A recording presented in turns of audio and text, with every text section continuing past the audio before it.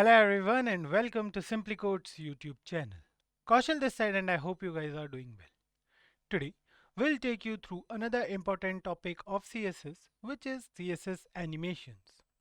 So in this video tutorial we'll see how we can use CSS properties to create animations on a web page. Generally, JavaScript is used to create animations on a web page, but in this video tutorial, we are going to show you how we can use CSS to create animations and make a web page look more interactive to the user. But before we begin, let me tell you guys that we have regular updates on multiple programming videos. So if you are a programmer and if you want to learn something new, then consider getting subscribed to our YouTube channel and press that bell icon to never miss any updates from SimpliCode. So without any further delay, let's start with CSS animations. So CSS animations allows us to add movement and visual effects to a web page with only CSS without the need of JavaScript or any other scripting languages. So with animations, we can create a more engaging and interactive user experience on a web page or website. So there are certain rules to create an animation. Firstly, to create an animation, we first need to define the keyframes that describe how the element should change over time. So keyframes are the specific points in time at which a particular property of the element should change. For example, we are setting a keyframe where we are changing the background color. So we have to set certain points where the background color of an element should change, right? So keyframes are those specific points in time at which a particular property of the element should change. So let's understand this with the help of a basic example. Fine. So let's create a button, and what we are going to do is we are going to change the color of this button, of that button. Fine. So what we are going to do is we are going to create a button over here. So let me just write button. So we'll go through all the properties of CSS animations which are related to CSS animations while going through the examples. Fine. So don't worry guys. So we'll write over here button class. Let's say if I'm writing btn over here and if I'm writing over me. Fine. So here you can see we have a button. Let me increase the size of browser. So here we have a basic button. Fine. So we are not going to do anything. Just we are going to use this style tag over here, and let's start with the CSS part directly. We are not doing anything else. Fine. Not doing anything extra. So what we'll do is we'll write the class name here, which is .btn. And now let's give some basic styling first. So let's say I'm setting the background color to some different color, beige. Fine. So here you can see we have a background of beige color over this button. Fine. So here you can see now we have a button over here. Now the next thing we are going to do is we are going to let's do some more things. So let me just remove the border from this button, and let me just change the color as well of the text so it's not clearly visible. So what I'll do is instead of beige I'll make it black. So yeah, you can see it now, right? And we are going to use padding as well. Padding is going to be 10 pixels and 20 pixels. Then we have font size, and we'll write over here font size as, let's take any font size. So let's say I'm writing 16 pixels over here. Then I'm writing cursor as pointer and transition. Of course, you guys should know about this property because we have been through this property in the previous video. So transitions play a vital role. I told you earlier as well. So we'll write over here background color. Fine. So this is the name of our property. You can see it over here. Background color is the name of our property. Then we use time. We'll write over here 0.5 seconds. And then we use the timing functions, right? So ease in, ease in and out, and ease out. So there are 4 different types of these functions. Basically save it. And here you can see we have a button. It's quite large in size as well.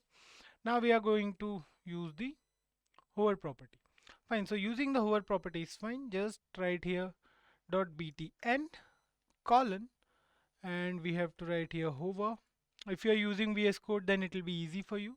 If you are not using, then just learn the what we can say syntax. Fine. So what we'll do is we'll write over here color change and then 2 seconds and then linear infinite. Fine.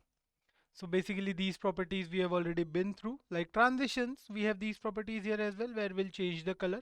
Color change we have to define with keyframes. Then we have time and then we have linear and infinite, which are the same until for how long the animation will go on. Fine. Now just write over here at the rate keyframes and just so remember we have to use this name. So animation we have given the name first. Fine. Then we define the animation, what that animation should do. So we'll write over here color change. Fine. So this is the name of a animation. Now, so what we discussed about keyframes earlier. What are keyframes? So to be very honest, keyframes are specific points in time at which a particular property of an element should change. So we have to give those times, right? So basically, let's say we have a time frame of 100 seconds and we want to divide it into, let's say, 3 parts.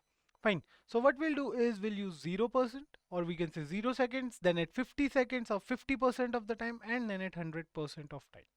Fine. So it totally depends on us how we are using them. So let's write 0% means when the animations will start. So we'll change the background color to black at 0. Fine. And then at 50%. So we are using percentage over here. You guys can see percentage means that much percent of the total time we have. Let's say we have 5 seconds and 0% will be at 0. Then 50% will be at 2.5 seconds. So similarly, what we'll do is we'll change the background color at 2.5 seconds of 50% of the at 50% of the total time, and then we have 100%. Fine. We'll write here 100%. So what we'll do is we'll change the background color here as well. Let's use aqua here. Fine. Save it. Now this button will change the colors. So let me just explain this example for you. Fine. In this example, we start by styling a button. We started this example by styling a button with a black background and then it has white text and some padding and font size to make it look nice. Fine. So we also add a transition property. We have added a transition property here to the button to make it smoothly change background color over half a second when the user hovers over it.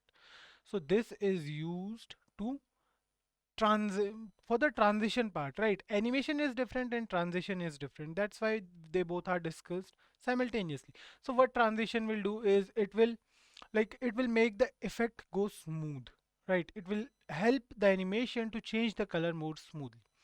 Then we have the hover property, or we can say selector, to apply a CSS animation to a button when it's hovered over. Fine, the animation property is used to specify the animation we want to use. So we want to change the color, that's why we have used color change, and how long it should take. So it should take 2 seconds, fine. And then it is how it should behave. It will behave linear and infinite, meaning it will loop indefinitely. Fine. Finally, we have defined the color change animation using keyframes. So this animation gradually changes the background color of the button from black to yellow to aqua. Fine. So the total time will be taken is 2 seconds. Within 2 seconds, 3 colors will be changed: black, yellow and aqua. Black is already there, yellow and aqua will come. Okay, within 2 seconds. Now, when the user hovers over the button, the color change animation will start playing and the button will gradually change color from black to yellow again and to aqua and then to black again. Fine. So it will create a cool visual effect. Let's see if it's working or not. I haven't checked it yet. Hover the button and here you can see it changed to yellow and then aqua. Somewhere in between a greenish shade came, and here you can see the difference clearly, right? So if I'm writing white over here and let's save it now.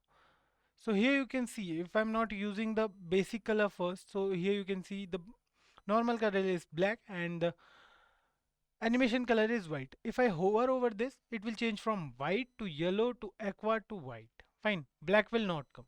Now I'll change the color here as well. I'll set it to white here as well and just change the font color to black. Save it, and here you can see if I hover over this, obviously the white color is not clearly visible, right? So I will just use beige over here. So I guess you guys must have got an idea about CSS animations by now, how this animation is working. We can also make certain changes to the position, like we can use top, left, right, and other properties. Well, fine. So what we are going to do next is we are going to create a loading spinner with the help of animations. So for that, let me just create a new file and we'll write over here loading dot, or just use this one. We'll use this one only. Fine.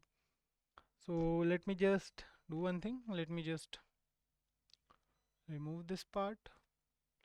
Let me just remove this part as well. We are done with the CSS part. If you guys haven't noted or down the code till now, so go through the video again and do it with me. Fine, do it simultaneously. It will help you guys understand it much better how things are working. So the next thing we are going to do is we are going to create a div, and then we'll use a class.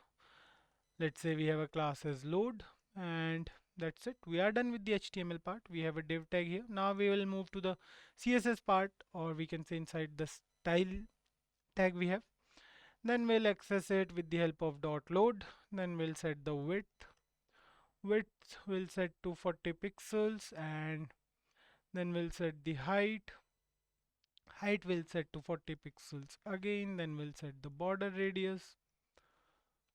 Let's say the border radius is going to be 50%. So we are using a circle here, and the border is going to be 3 pixels solid, and let's use any color. Let's say red. Save it, and just a second, if something is wrong over here, let me check. Let me just save it, and here you can see we're not able to see it. Fine. Okay, border radius is 50%, border is 3. Okay, we have to write here 3 pixels. Save it, and here you can see we have a circle over here. Fine. Now the next thing we are going to do is we are going to write here border top color.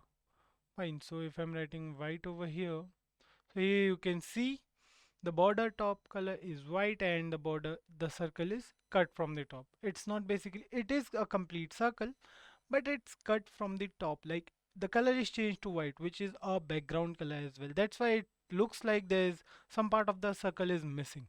Fine. So it totally depends on us how we are using CSS, because CSS has almost everything. Fine. Then we'll write over here spin. We want it to spin at 1 second and ease in and out. And it should go for infinite. Fine.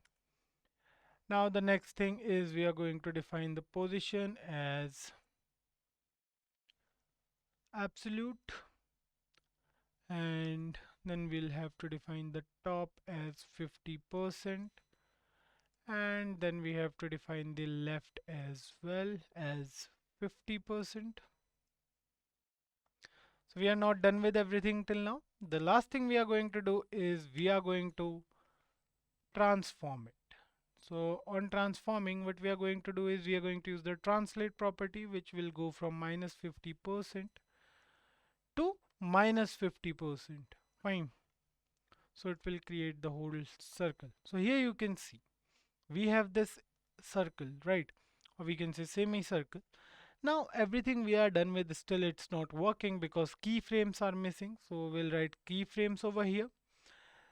The name of our animation is spin, and it will have to define what it will do at 0%, transform at 0, and use the translate property again, minus 50%,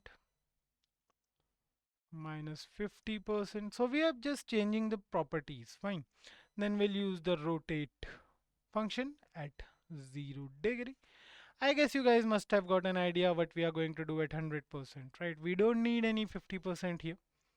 The reason is simple, we just want it to rotate. So what we'll do is we'll copy this from here, we'll keep everything same, and we have to rotate it. So from 0 degree to 360 degree will do it, I guess. Let's see if it works or not. So in this example, we created a div element that represents the loading spinner. We gave it a fixed width and height and style it to have a rounded shape with a white border. Fine. So we also have used the animation property to apply an animation called spin to the element, which will cause it to rotate indefinitely. So the spin animation is used or is defined using the keyframes rule. It has two keyframes, one at 0% and the other one is 100%. So at 0% the element is rotated by 0 degrees and at 100% it is rotated by 360 degrees. So this creates a full rotation of the spinner. Finally, we position the spinner in the center of the page using the absolute positioning and the transform property. So we also give it translate transform to center it precisely on the page. So when we load this page in a browser, we see a spinner that continuously rotates. So let's save this, and here you can see. So a lot of things we have used to create this particular spinner. Now here you can see we have used almost everything. We have given the animation. So that basically this animation property we can divide it further. So basically this is the shorthand property where we have defined the animation only. So animation has other things as well, like animation name, then it has animation duration, that is it has animation iteration count and for how long it will go and a lot of such things. Fine. Then we have animation direction as well. So what we can do is we can use all the properties. So the properties are, let me just tell you the name of them.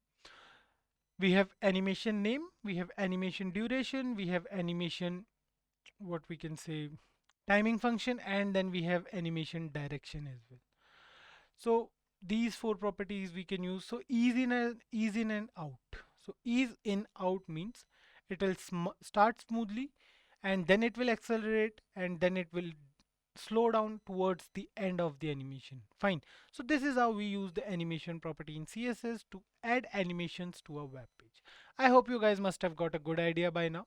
So we haven't defined each property in particular, but we have the animation property. Fine. The first thing is animation name, then it has animation duration, then it has animation timing function, how it should work, like ease in and out, ease out, ease in, four different properties. Then we have the duration. So here we have written infinite because we want this loading thing to go as long as it can, as long as the user is there. So that's why we have used this CSS animation property, which is CSS duration as infinite. So I hope you guys must have got a good idea about CSS animations by now. So do give it a try by yourself, and if you face any sort of doubt or issues, then do let us know in the comment section below and we'll definitely help you out. So that's all for this video, guys. We'll see you guys in next video. Until then, keep coding and stay tuned to SimpliCode. Thank you.